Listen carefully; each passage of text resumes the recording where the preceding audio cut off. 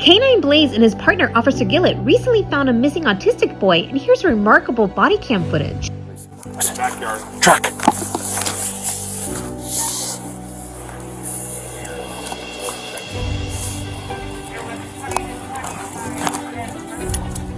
He wants to go up there.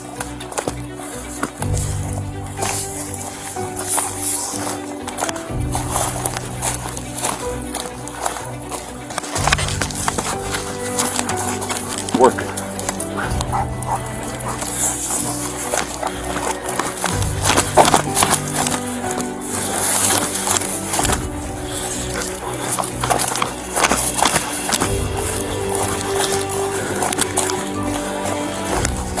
He crossed the street.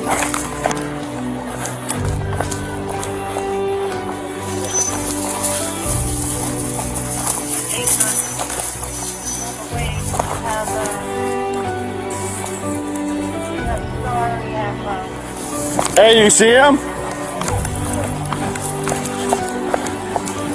K92, we might have eyes on him.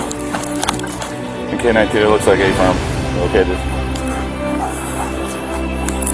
Good boy. Thank you, Canine Blaze. Subscribe for more empowering news.